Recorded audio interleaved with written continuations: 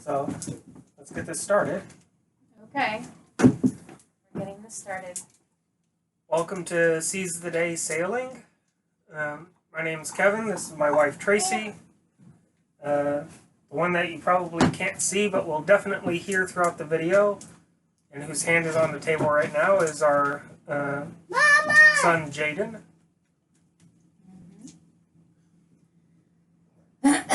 So here we are. This is our introductory video, essentially, on our boats. We have purchased our liveaboard boat, and so we thought we would just introduce ourselves, talk about the boat a little, and hopefully this will be something that we have on more videos on an ongoing basis where you get to know us a little bit better.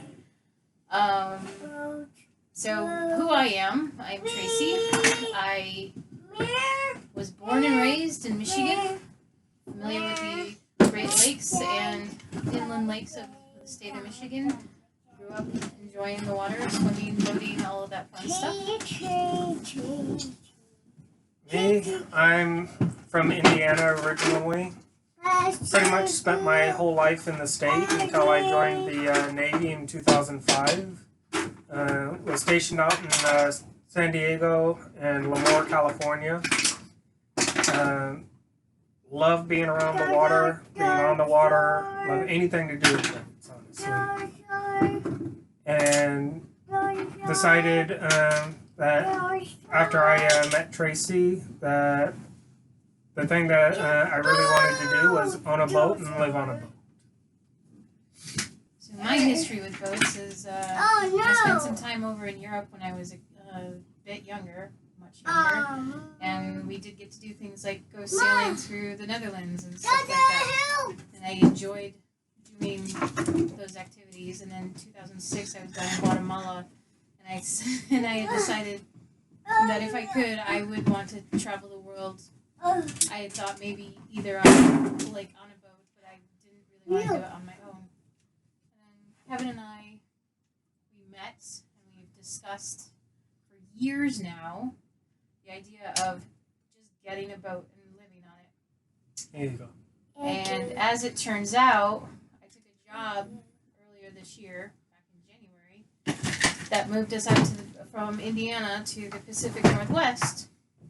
And here we are because, the cost of living in the Pacific, in the Seattle area specifically, is just kind of over the top.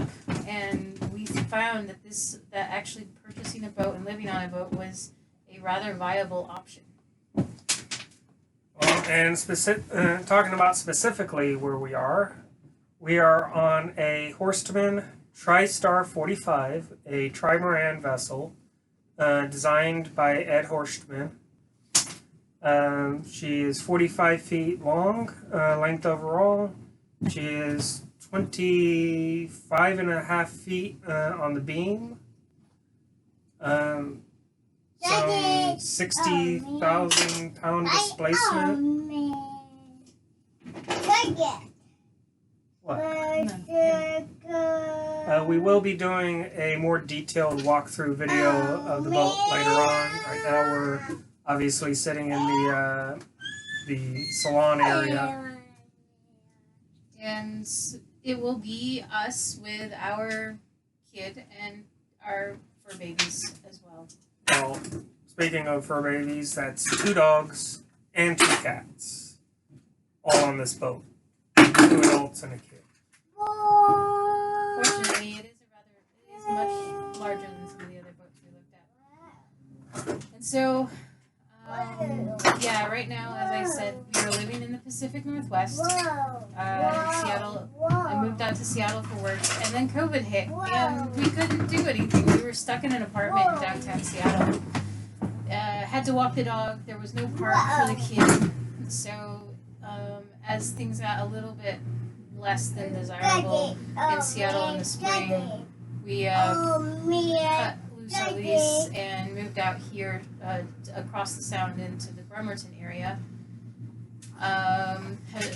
Found a nice townhouse complex to rent. Fortunately, they only have 6-month leases, And it just happened that in the interim we found this boat, and we're like, so now we're seriously considering not renewing at the 6-month mark, and hopefully this winter moving into this boat full time.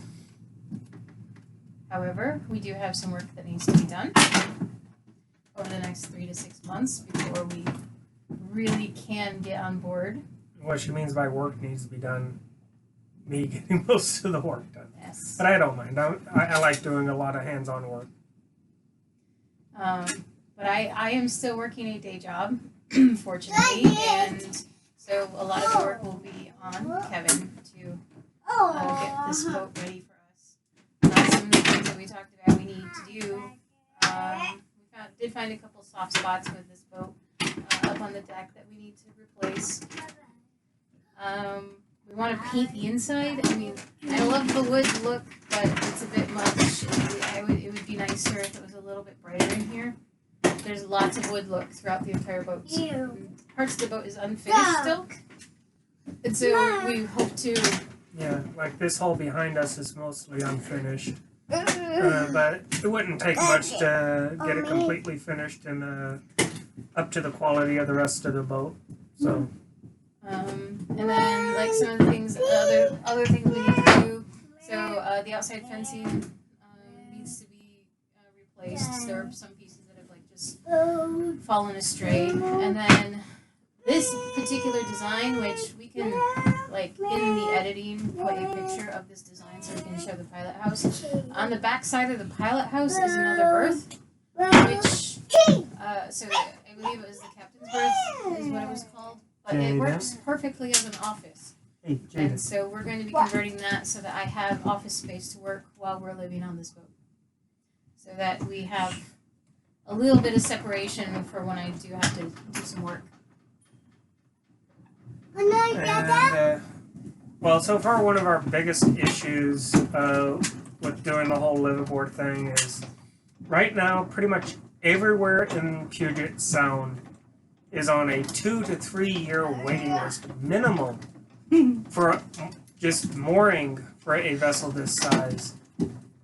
To get a liveaboard mooring, they were talking about 5 years or more for a vessel this size anywhere in Puget Sound. And we have literally called just about every marina between Tacoma and... Well, all the way from Olympia in the south up to Ancortas and the San Juan Islands in the north. We're to the point now where we're starting to look outside of Puget Sound altogether for any kind of reasonable mooring for this vessel. Fortunately, though, with the way things are with COVID, I don't want to say with COVID, but the way things are with COVID, my office is still, they're projecting that we won't be going back in for a while until sometime next year maybe. So there is the potential that in the next few months we could try to find our way south a bit to find a mooring. Right now we're talking about trying our best to get as far south as San Francisco before winter sets in fully. But we're going to have to see how things go with that. And hopefully we don't get stuck up here in the Pacific Northwest with nowhere to moor the boat during the winter. Because unfortunately, one of the things that we came across with this is, they do say don't buy a boat unless it has a transferable slip. Well, we bought a boat and the slip is non-transferable. We're going to have to move the boat when we do pick up at the end of the month. Like, do the official pickup at the end of the month. So we may be dropping anchor in the inlet outside of our apartment complex for a bit until we can find some place to moor it. Fortunately, there is enough room in the inlet to safely anchor this vessel, and hopefully we can work something out with mooring on a more permanent basis with one of the marinas soon, because you really don't want to just leave this thing out at anchor anywhere. Yeah. And so, and I mean, that also speaks to some of the other issues of like electricity. I mean, it does already come with solar associated with it. However, basically just enough to maintain the batteries, and pretty much that's about it. And so we're gonna have to, like, for when we do move aboard, we're gonna have to upgrade the solar a bit. And then also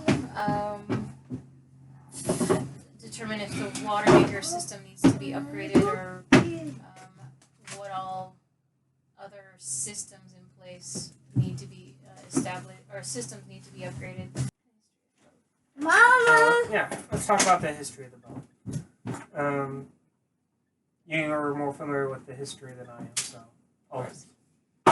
So this boat was, the former owner of this boat has had it since about 2005. Mom! And previously, when their kids were little, they actually had what was the sister boat to this. And they lived aboard that boat with their two kids and sailed up and down the Pacific coastline into Mexico and whatnot.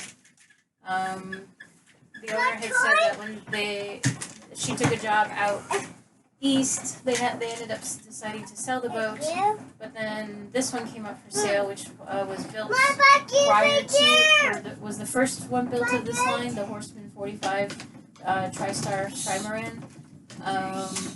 And they saw this one come up for sale about 15 years ago, I believe, and purchased it at that point in time. They did not live aboard with this particular boat, but they did go sailing on it for 3 to 4 weeks at a time for the different things that they've done over the last 10, 15 years. However, after her husband passed away last year, she just decided that this was too much boat and was happy to sell it to us. A family with a little one, hoping to pass on some of that she had experienced with her kids. Speaking of little ones, meet Jaden. Yes. Say hi to everybody, Jaden. Hi, Are you being silly? Mm-hmm. Are you playing with your fishing rod toy? But there's still a lot of work that we have to do with this boat. Now, for the foreseeable future, so I fortunately will be able to, like, once we get to the point where we can live aboard, I will be able to work off the boat, because for the foreseeable future, my office will be doing remote work. Other things that we will be doing to help our income, I can let Kevin go into that. Well, we've established a Patreon site for people that want to support us and help us make more of these videos, and we'll share our sailing adventures with you guys, as well as share our thoughts and ideas on sailing and sailing with the family. We also have a Shopify storefront for cool products that we've found, and basically seize the day swag that you guys can purchase and help support the page as well, support the channel as well. So yeah, that's pretty much it for what we planned on talking about today. We still have a lot to do. We have our apartment to pack up and get the stuff sorted out so that we can actually move on board. But this, for me, has been 15, 20 years in the making. Kevin and I have been talking about this for the last 5 years or so. It's good to finally see a long-time dream actually come true, especially considering how things are currently going in the world these days. Anyway, so yeah, hopefully you will continue to watch and look for more as we get it posted. We'll see you out there. See you out there.